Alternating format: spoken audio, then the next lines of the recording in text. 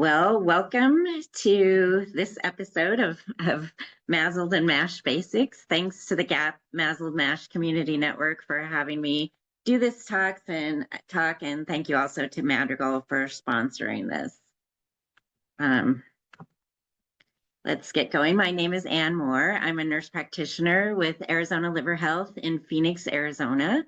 We have a private practice, clinical research, and hepatology program, and we opened in 2016 with 3 employees, and I think we're over 300 today. So we've experienced rapid growth, and we've kind of lived the life of the NASH/MASH clinical trials, along with continuing standard of care hepatology during that time. It's been somewhat of a wild ride, and I'm happy to talk to you about MASH basics today.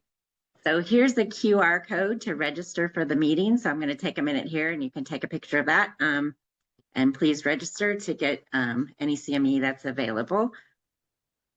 Give you a second.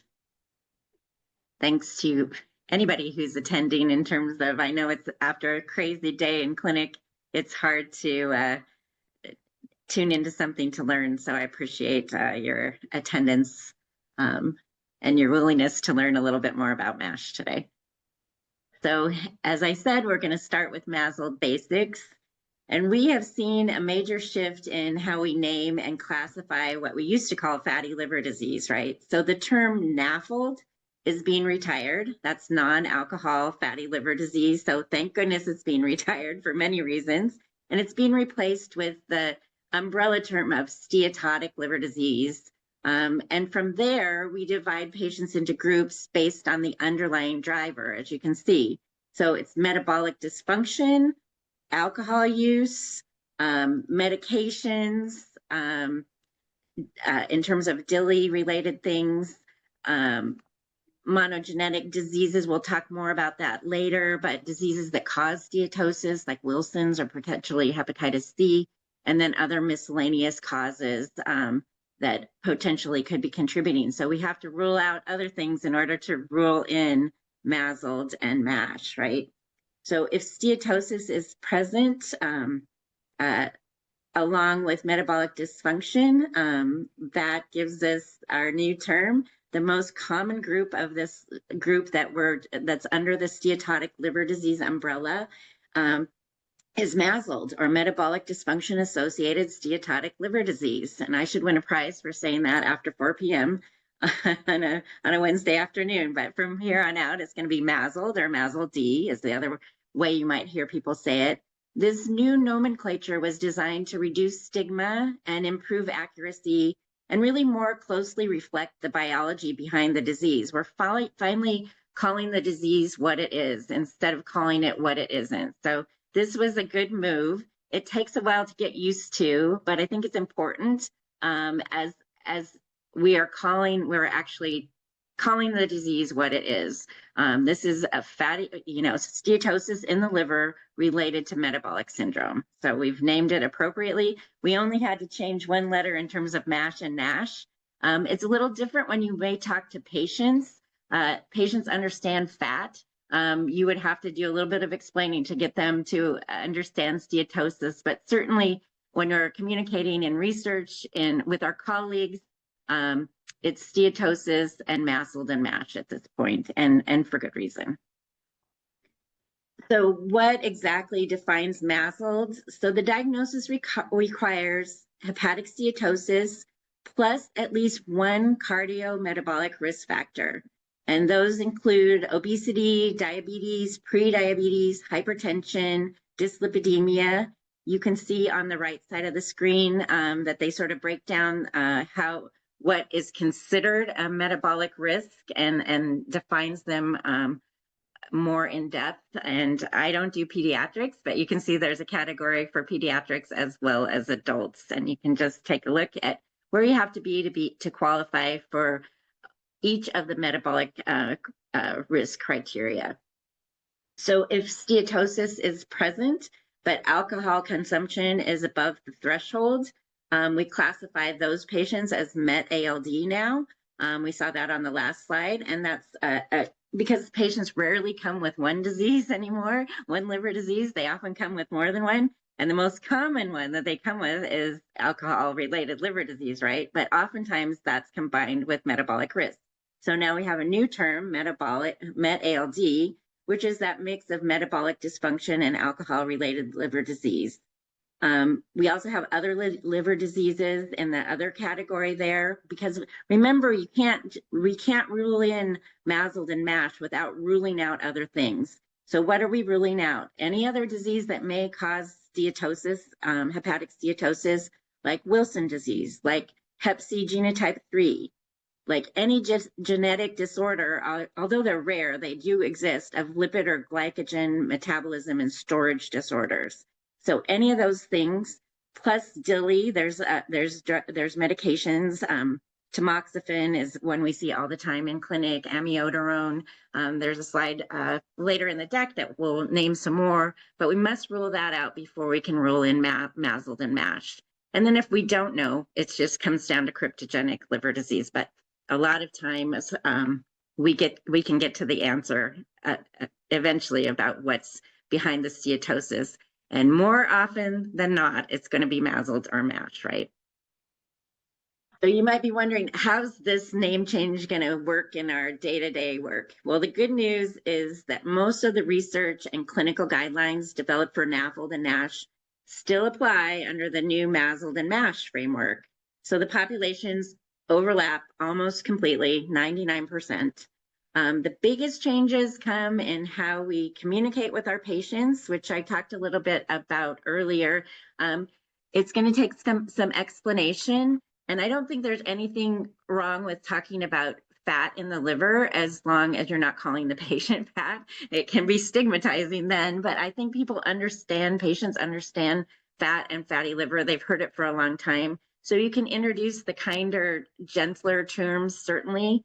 But it's just how we communicate with patients, how we document in the chart, and probably how we code as well in terms of billing.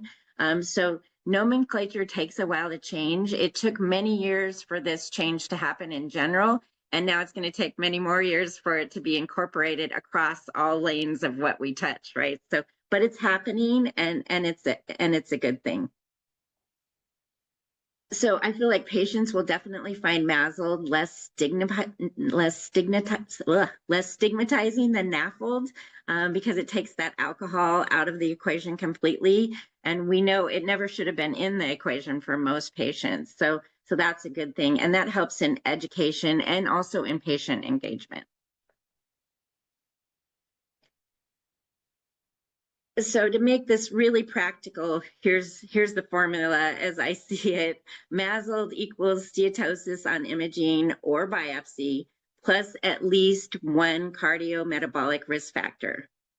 And those include things like type 2 diabetes, prediabetes, obesity, high triglycerides, low HDL, or hypertension. And so you can see again how all of those are specifically defined. I won't go into them because we don't have a lot of time today, but you can see the various criteria for meeting those cardiometabolic risk factors. And I think most of us are aware of those criteria. We also have to exclude patients with alcohol consumption, more than 2 drinks for females, more than 3 drinks for males per day. Would exclude them from simply a MASLD category and may put them in the MetALD category. So just remember that. All right. So for most patients, the first touch point is going to be primary care, right? So the key is to start simple if we're talking about primary care, because we're talking about millions of patients here. They can't all be hanging out with the hepatologists, right? So we have to start with primary medicine, internal medicine. And the key is to keep it simple. If a patient has metabolic risk factors and steatosis, as seen on imaging typically, then use the FIB-4 score as the initial test. If the FIB-4 is low, like less than 1.3, that patient can be usually managed in primary care with risk factor control. We talk about, lifestyle modifications mostly, other, now we have medication as well, but typically this is for the patient who's too early for that. We're just going to bang on them about diet and activity and hopefully ward off any progression in that way. Obviously, if they have diabetic, there are MASH friendly and MASLD friendly diabetic medications, so that can be considered as well. Obesity has a lot of options as well, so things to do there, but typically those patients can stay in primary care and be reassessed every 1 to 2 years if they have prediabetes or type 2 diabetes or more than 2 of those cardiometabolic risk factors. Every 2 to 3 years, they can be reassessed if there's no type 2 diabetes and they have less than 2 metabolic risk factors. So that kind of gives primary care a guide for who they hang on to and who they send on to more specialized care. So if it's indeterminate in terms of there's a gray area for FIB4, which is between 1.3 and 2.67, if it's in that gray area, then we reflex to a second line test like ELF or any of the elastographies. So VCTE, ultrasound elastography, MR elastography, all options for elastography. ELF could be your second non-invasive test, or you could have a non-invasive test of choice in your practice. Most of the guidance includes ELF, and so that's why it's included here.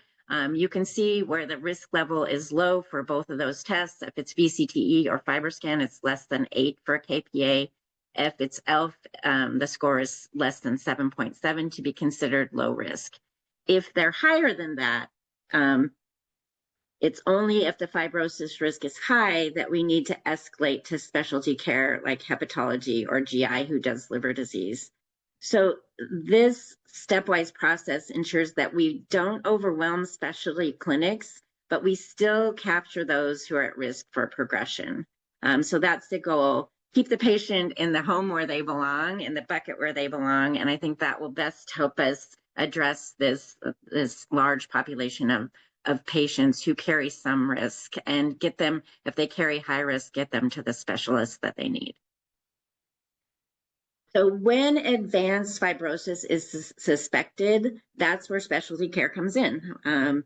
Patients with an elevated FIB4 should be referred for more detailed staging with elastography or serum biomarkers. Not everywhere has elastography. It's good if you have it. VCTE is now in a lot of clinics. A lot of times you can refer out for ultrasound elastography or MR elastography. Sometimes insurance companies don't want to cover that, but you can make this determination with serum biomarkers and or is the key here, elastography. So you don't always need elastography to get to your final answer as to whether someone has at-risk MASH or not. So based on the fibrosis stage that you come up with, whether they're at risk or not, F2 to F3 patients really need close follow-up, lifestyle support, and they may qualify for pharmacotherapy, especially as we have 2 agents now that are FDA approved, and qualification is becoming easier. So really those patients who are at F2, F3, that's where we think we should assess for pharmacotherapy and then continue, if it doesn't work out the first time, continue reassessing and really stay after it until you can help them get on medication if lifestyle modifications are not effective. So with cirrhosis comes all of the full cirrhosis management, HCC surveillance, varicose screening, really coordinated specialty care sometimes, especially if they're advanced and on the road to decompensation, may involve a transplant program at that point. The big takeaway here, I think, is that catching patients at F2 or F3 is really the sweet spot, and we can change the trajectory of their illness at that point. So it's honing in on the best way with the resources you have to diagnose at-risk MASH. Most of us, I would say, majority of us have access to elastography, and that gives us a good idea from a non-invasive way of what the stage of fibrosis is. You could consider liver biopsy still if the the non-invasive testing is indeterminate, or if there's uncertainty about the diagnosis or persistent enzyme elevation, and for some reason you don't have and if for some reason you don't have access to any means of determining fibrosis by a non-invasive method, certainly you can biopsy the patient, but we're moving away from that more and more. And I can tell you in private practice, we rarely do liver biopsy unless there's diagnostic uncertainty. Certainly in the background of clinical trials, we are still doing liver biopsy, but even then that may be changing as well because there is some recent news that the FDA is considering non-invasive testing as a means rather than liver biopsy to determine fibrosis. So stay tuned for that. So if your ELF test, if you're doing it, that's enhanced liver fibrosis test. It's commercially available lab test that's in Arizona, well paid for by insurance. So we really don't have any trouble as long as we document why we're doing it. So if that ELF is over 11.3, you need to be suspicious, certainly, of cirrhosis. And I always go back to the basics of platelet count and a nice ultrasound of the abdomen that everybody has access to. If you don't have access to elastography, you can tell a lot with just simple lab tests and an ultrasound of the abdomen. Is the surface of the liver nodular? Is the spleen a little bit large? Then you probably have a patient that's more advanced. So keep that in mind if you don't have access to non-invasive tests that provide you with elastography results. All right, so we're going to look at the global epidemiology here. This is the global perspective, and I'm gonna sort of make you know that you have job security after this slide. I think MASLD is definitely a leading cause of chronic liver disease worldwide. Its prevalence mirrors kind of the rise of obesity and type 2 diabetes in the world, and no region, if you look around the world, there is spared. This is no longer like a niche hepatology problem. It's a public health challenge. This disease drives liver cancer, cirrhosis, and transplant demand. MASH is now the #1 cause of liver transplant in women in the United States and #2 for men. So it really is a driver of all things related to liver health. So when we talk about MASLD, we're really talking about a global epidemic here that requires both individualized patient care, but we really need population level solutions. And I think we're moving towards that. It's just not as quickly as we need it to move, right? So we'll talk a little bit about natural history now. Steatosis in itself is often benign. You can have simple steatosis in the liver, and those patients tend not to progress. But in some of them, it progresses to MASH, especially when they start developing metabolic risk factors over a lifetime. They may start as a young person with steatosis based on genetics sometimes, but when MASH comes into play is as they age. Sometimes metabolic risk, as we all know, comes into play if you become more sedentary, if you gain some weight, if you have a tendency towards type 2 diabetes, insulin resistance. All those things can happen over a lifetime. So just because you start off with simple steatosis doesn't mean you stay there, right? So certainly MASH carries a higher risk of fibrosis progression.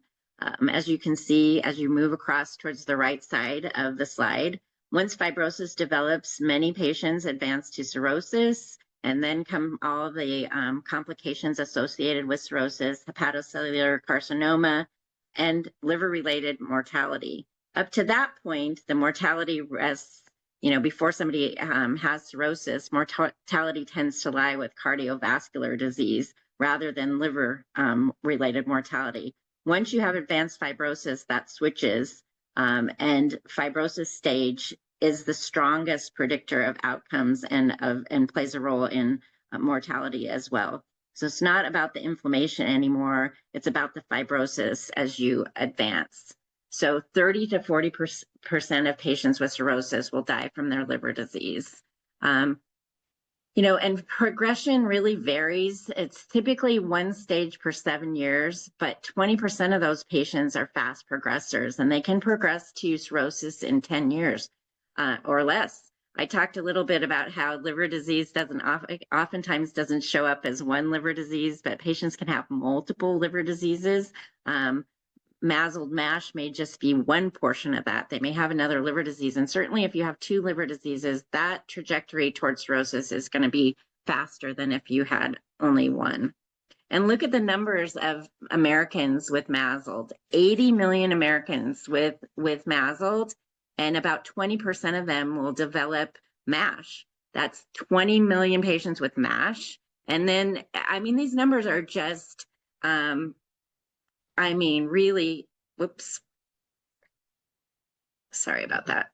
These numbers are just mind-blowing to me. Like this is going to be our healthcare world over the next 30, 40 years. So if you're young, you have job security. If you're old like me, I may not see, you know, a lot of progress in taking care of this population, but this is truly going to be the driver of health and healthcare dollars for the foreseeable future in the United States if we can't figure this out. So this slide really illustrates the progression of MASLD over time. Steatosis leads to inflammation and hepatocyte ballooning, which over time results in fibrosis and then potentially cirrhosis. Some patients can remain stable, but others move rapidly along the spectrum, right?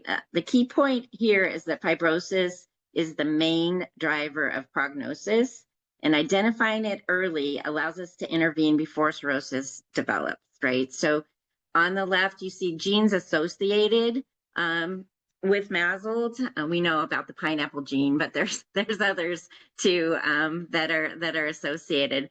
Just because you have the genes does not mean you're going to have MASLD. You have a predisposition to develop MASLD MASH.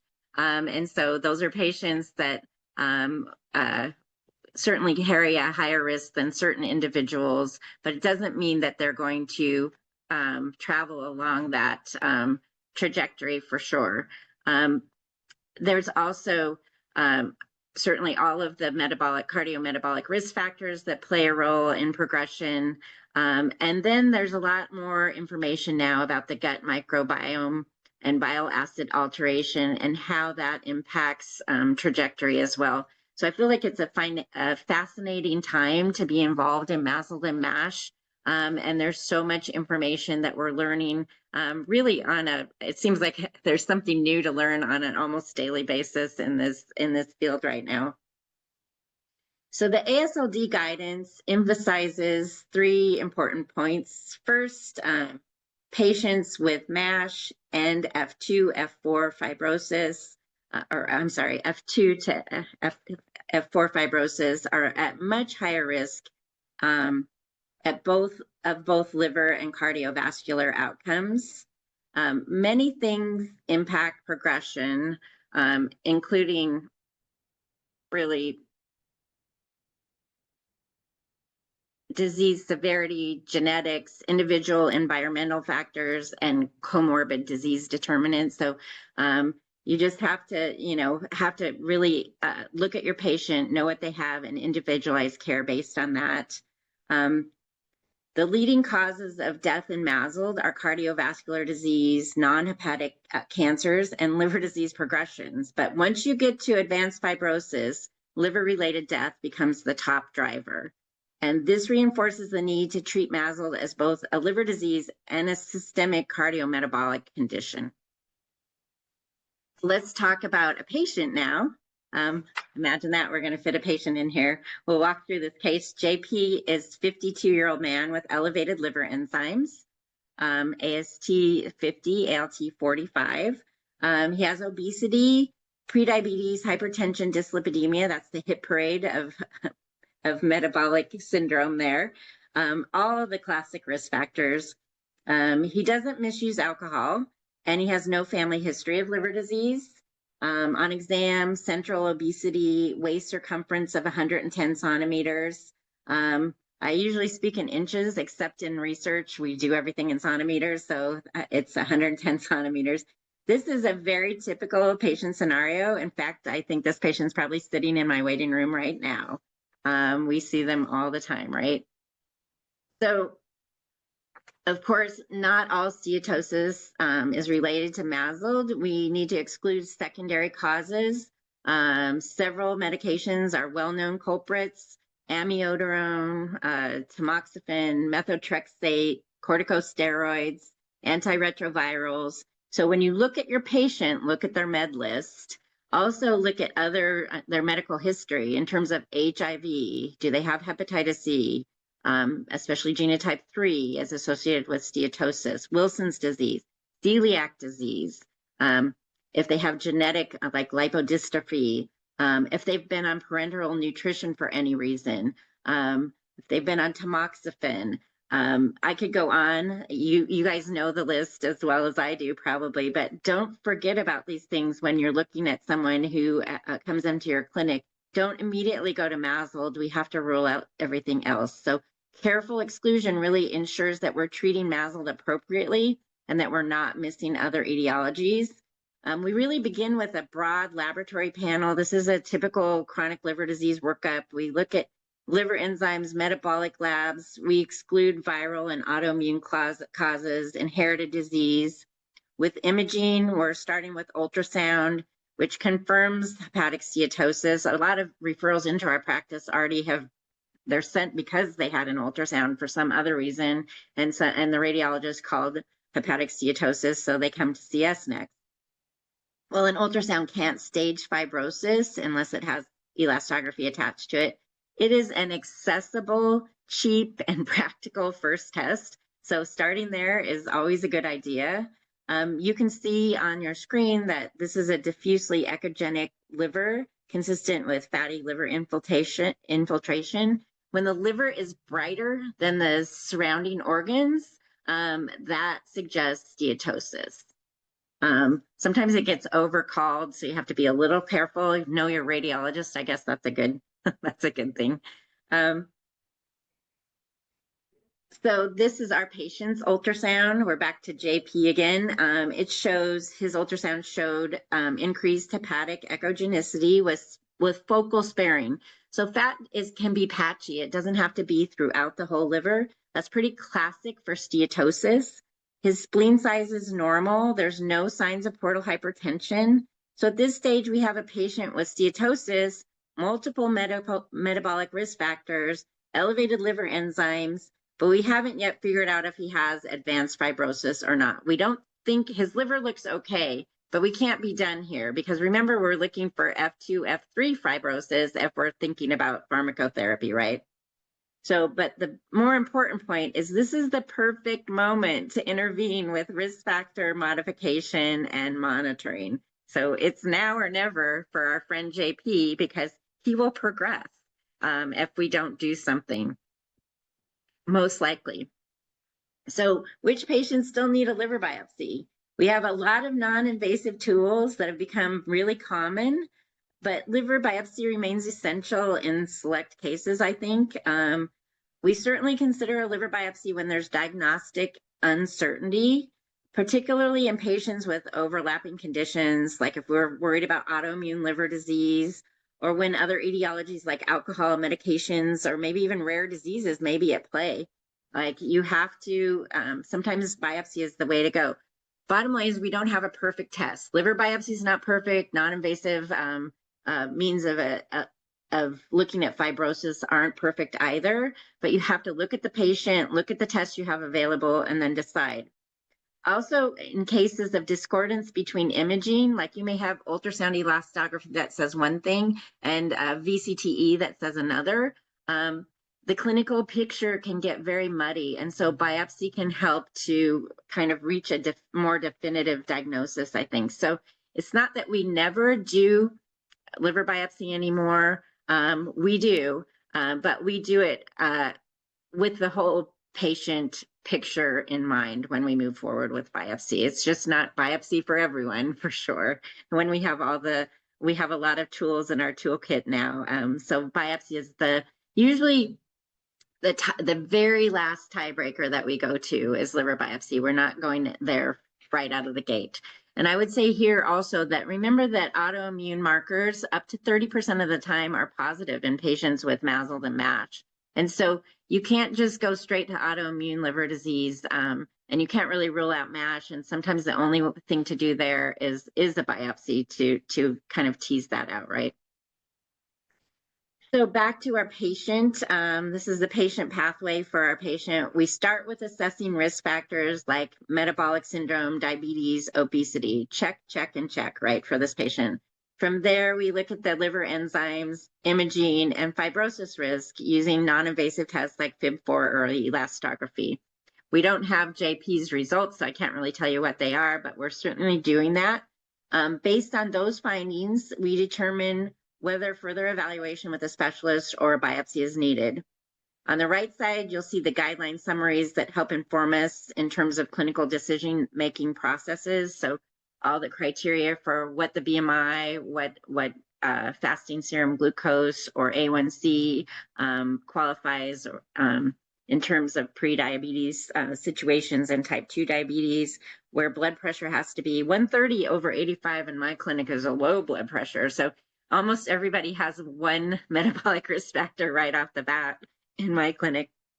With triglycerides, take a look at that. With HDL, a lot of times their cholesterol may be, their total cholesterol may be normal, but look at their HDL, and if it's low, that's also a metabolic risk factor. So, and then the PEDS criteria on the right as well. So we followed our patient through the pathway, and now we get to make a decision about what's next for him.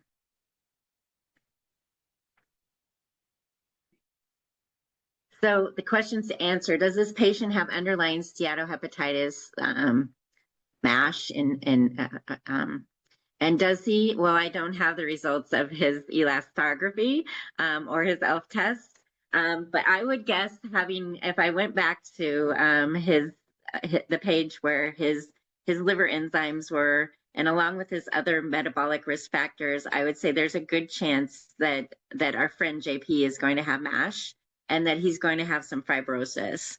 But it doesn't appear that he has advanced fibrosis because his ultrasound was pretty normal looking. Spleen was normal, his platelet count's normal, liver surface was smooth. So I'm going to guess that our friend JP probably has F2 fibrosis if I had to put money on it. And that would mean he is a candidate for pharmacotherapy.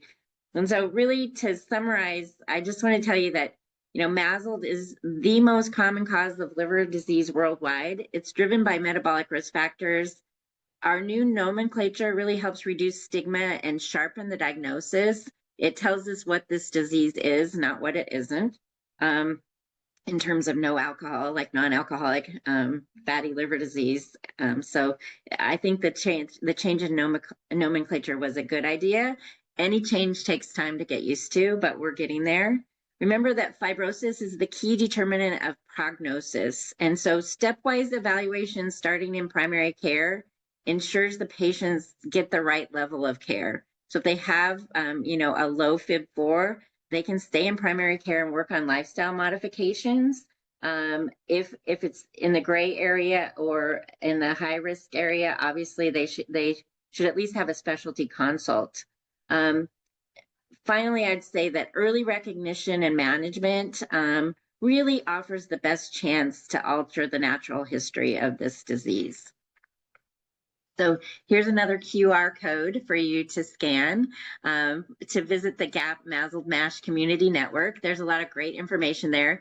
You can listen to other people do this talk, probably better than I did, actually. I'm sorry about my camera situation. It worked all day for every meeting I was on, and then for this one, I don't know what's going on, but I apologize for not being on camera. For additional disease state education, there's the Resdifra webcast. You can learn a lot more about MASLD and MASH on this website. So scan the QR code. I'd also really like your feedback. So if you scan this QR code to complete a short survey and share your thoughts about today's presentation, Any insights will help us continue to improve, and I would really appreciate any feedback because I'm always happy to learn how I could do things better. But I hope you learned something today. I'm happy to take any questions if there are any as well.